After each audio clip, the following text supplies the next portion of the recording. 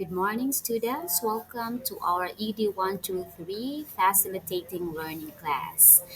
Today, we're going to tackle the core characteristics of learner centered teaching and how they can be applied in the classroom.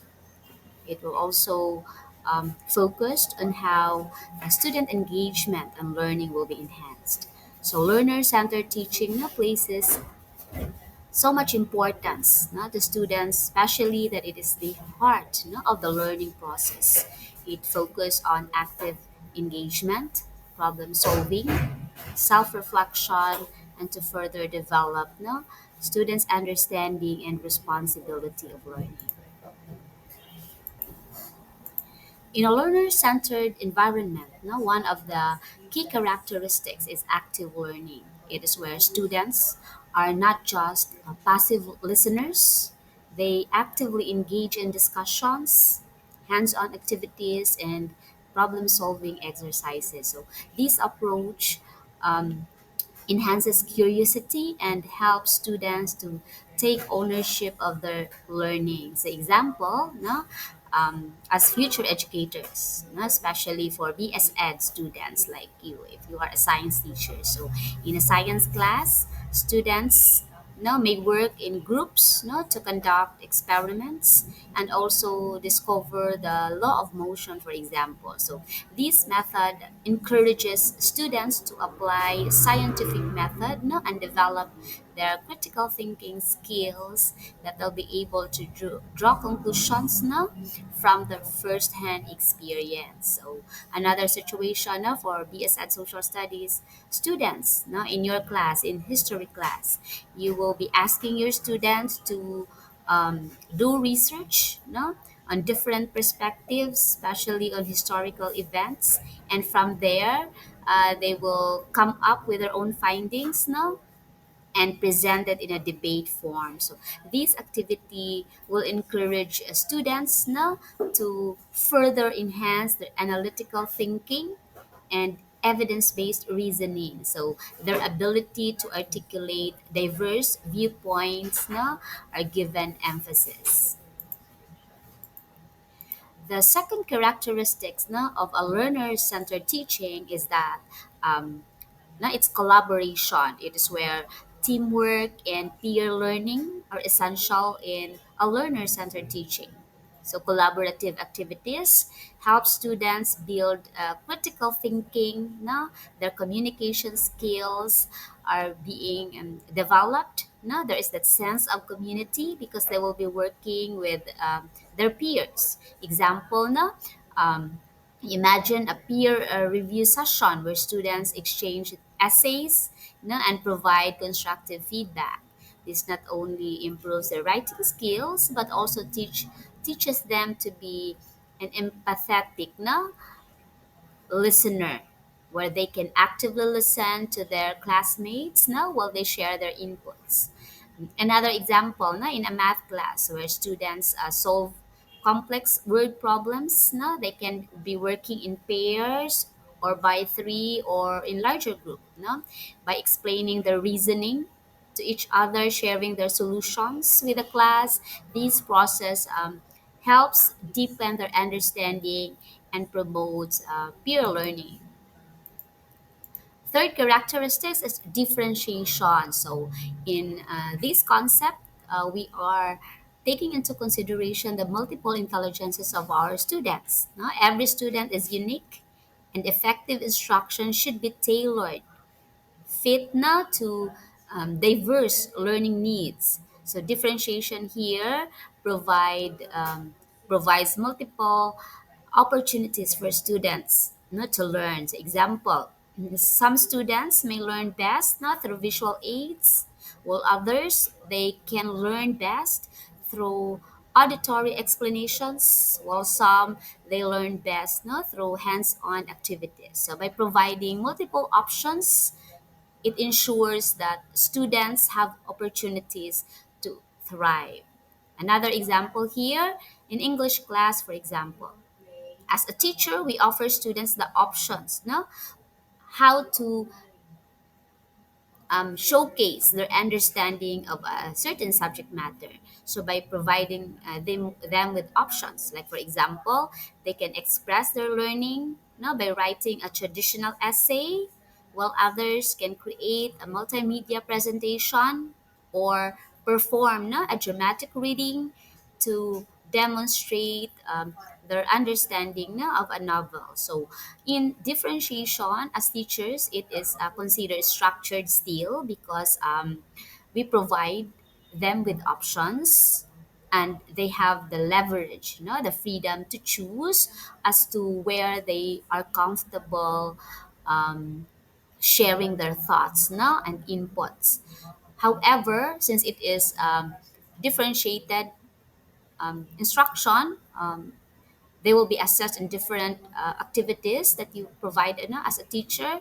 There should be also a unique rubrics to ensure that they will be rated objectively. There is no such thing as a one size fits all rubric. So if you are giving your students the option to write an essay, there should be a specific rubric to rate that output. If other students will present their learning through dramatic reading, then a separate rubric should be provided for that purpose also. The fourth characteristic is reflection. So, in here, students will deepen their understanding by encouraging them to assess their learning experiences and identify areas for growth. So, for example, in reflection, um, we will be asking our students to come up with reflective journals, letting our students evaluate their progress. We let them set goals, and also with that activity, we will be helping them develop self awareness. Another situation with reflection is a characteristic of learner centered teaching. After we let our students do a group project, we encourage our students to write or discuss what they learned. So, for example, after completion of a certain project, we let them come up with a group discussion of what went right, what went wrong, as to the challenges that they face, how they overcame those challenges. With this, they'll be able to come up with reflective practices, know how to further their critical thinking and self improvement. Then another characteristics um, of a learner-centered teaching is that teacher as facilitator. So in here, the teacher acts as a guide and a mentor rather than simply delivering information. So as a facilitator, teacher will create an environment that encourages exploration, questioning, and discovery. So example, instead of lecturing, giving a lecture, a literature teacher will pose guiding questions that help students think and analyze themes through discussion and close reading. So another example, science lab, for example, the teacher will provide basic framework for an experiment while also allowing students to formulate their own hypotheses and procedures to further foster independence and scientific inquiry. So, whether you are specializing English, social studies, mathematics, or even in technical vocational programs, as facilitators, we do not spoon fed our students. Instead, we guide them, we give them activities that they will be exploring, and we will just be there to somehow supervise or facilitate whether they are doing the right thing. So, as a teacher as well, no, the lecture is very important in highly technical courses or subjects. So for example, math and science. No, you cannot directly give activities to them by letting them explore, for example, experiments, letting them solve problems without first giving the very basic foundation. So, lecture is still important.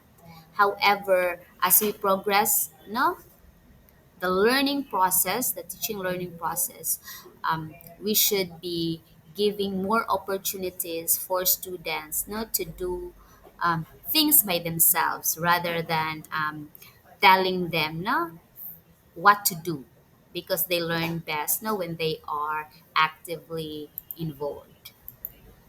So, in the learner centered approach, it's very important as well that we need to be mindful, no, of the developmental and social factors. No?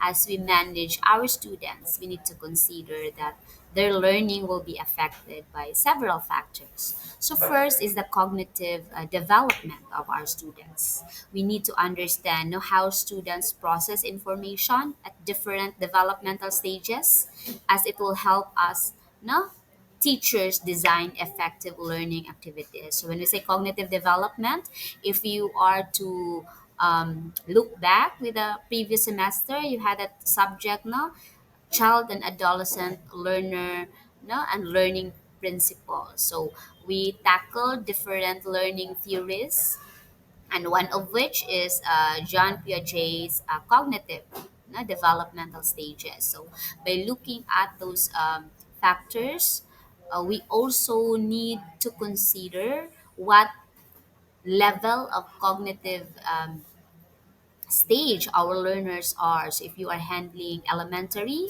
you should design your instructional material, you should design activities that are developmentally appropriate for them. So if you will be handling grade 7, no, the activities should be also different when you are handling grade 10 or grade 11, for example.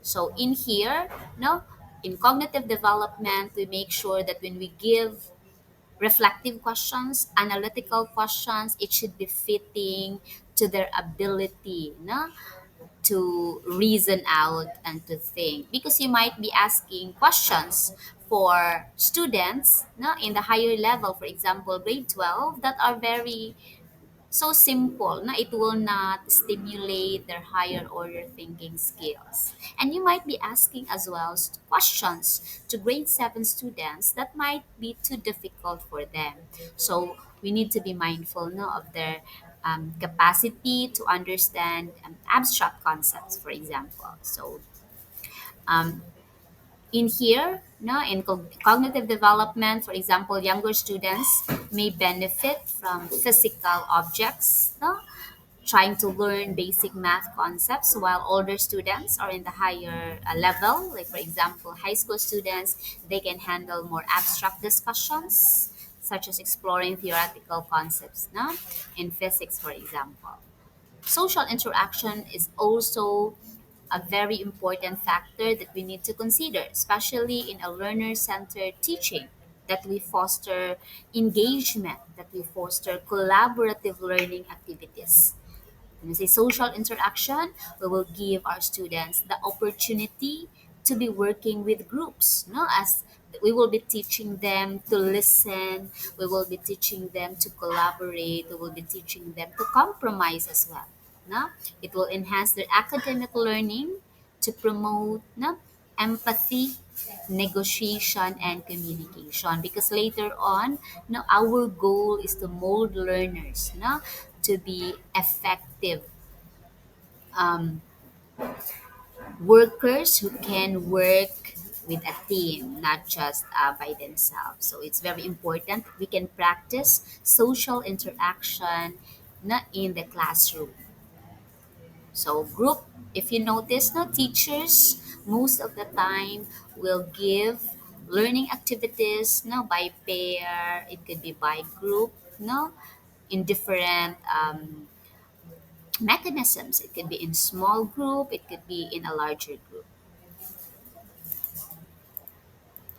Education has undergone a significant transformation from teacher centered to learner centered approaches. So, let's explore now the shift in detail. So, from teacher centered to learner centered, in here, in the traditional teacher centered model, the teacher was the primary source of knowledge, while students were passive recipients. So what we are doing today, as I give you the lecture and you are there listening, it reflects not a teacher centered model. While in learner centered classrooms, no students are active participants. They construct their own knowledge through exploration, collaboration, and critical thinking. So, in here as well, no, for the curriculum and teacher centered, it is fixed and standardized, meaning um, it's prescribed already. Students no, were just given what to do, while in learner centered, we are giving flexibility and personalized instruction. As discussed earlier, no, differentiated instruction is a form of flexibility in which we do not limit our students to be showcasing their learning on a certain manner of performance, but we give a lot of options for them because other students might excel well not in speaking, while others may excel well in writing, while others may excel well not in music or even in creative um, works. So in learner centered it might be time consuming, energy consuming. However, it also gives emphasis na on how students may come up with their own choice as to informed academic um, what's that informed academic decision as to whether what area they can further their own learning. Transitioning to a learner-centered model, no, this can be very challenging, especially that we need to understand potential resistance, no, as well as our ability to manage and facilitate. So first, we need to consider students' resistance. No? Others may resist learner-centered approaches no, due to unfamiliarity or even that fear of responsibility since they will be actively engaged in the classroom. For example, no, managing this potential resistance, a teacher may explain the benefit no, of a student-led discussions by demonstrating how similar activities can lead to improved outcomes. So um, we need to also set the mood. No? We need to guide our students, let them understand how an engaging classroom will be beneficial for their learning. While for managing no, colleagues' resistance with your co-teachers no, in the future, teachers may worry about content coverage or even student readiness. No? So as an advocate of a learner-centered teaching, we may share no, methods, strategies on how we can further no, understanding and critical thinking of our students no, as we try to um, maneuver the flexibility of our instruction. So the following no, are the key strategies in shifting to a learner-centered teaching. First is we need to embrace technology. So as we all know now, we are now in a fast-paced world led by technology. So we cannot get rid of it, even the existence of artificial intelligence. So technology can enhance na students' engagement and make our learning more interactive despite distance. So as what we are doing today. Um, Despite the um, limited classroom or facilities na, of our institution, we can still continue with our academic task by having this virtual class. So we might be far physically, however, we can gather as a class virtually. So technology is very important. So by maximizing the use of technology, no, we can um, further our instructional delivery, no, to a higher level. So, example, interactive simulations, where we ask our students not to visualize complex processes. A geography teacher, for example, could use virtual reality to somehow allow students to explore different ecosystems, no, without leaving the classroom. So, um, as a teacher, we need to be equipped, no? We need to be more adaptive on how we can maximize the use of technology in our um, classrooms. No? For example, just like students might be very more techy than teachers, and that's a good thing, especially kamono, the younger generation being 4 years from now, you will soon be teaching in the field already. So you can further enhance your instructional materials better than us because you are well adapted with different applications. So if we compare, in the past we need to manually do our presentation with a PowerPoint, and now we do have a lot of options already. We can make use of Canva. We can already have that animation, the smooth transition of different applications that we can customize our IM for our students. Second is we have that flexible curriculum. So in here we are focusing on the different interests of our students, no? Especially that we will be making sure that the instructional materials that we provide there in our classroom should be suiting to their individual needs.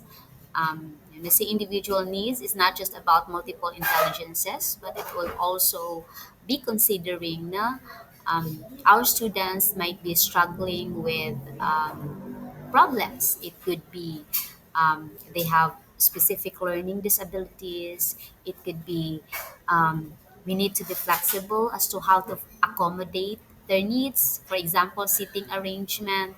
If you have students now who have the difficulty to focus no, in your class, you need to consider how to situate the students to avoid distraction. So those are some of the considerations.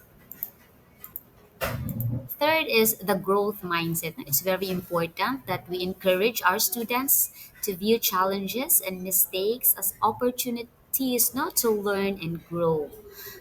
As teachers, we should give opportunities for our students to learn from their mistakes rather than expect perfection from them. So example, if a student will struggle from a math problem, we need to recognize by just the mere effort of trying, help them see the mistake as a valuable part of their learning process. So if the student will try to somehow participate, and if the answer is far from the correct one, instead of focusing on that um, wrong answer, we could give appreciation to the student by having the courage to try. But of course we will not sugarcoat our feedback, that instead of because we are focusing on giving recognition, if the student will give us the wrong answer, we will not say very good. No, um, that's a near perfect answer. Of course, we might be giving false implication. Instead, you go on the emotional side of the student. No, if the student will give you the wrong answer, you should give no specific and concrete feedback. No? For example, thank you, John, for having the courage to try. No? I appreciate your effort of sharing your thoughts or sharing your answer. However, your answer, no, does not match, no, with the correct answer. So let me show you how we can solve it.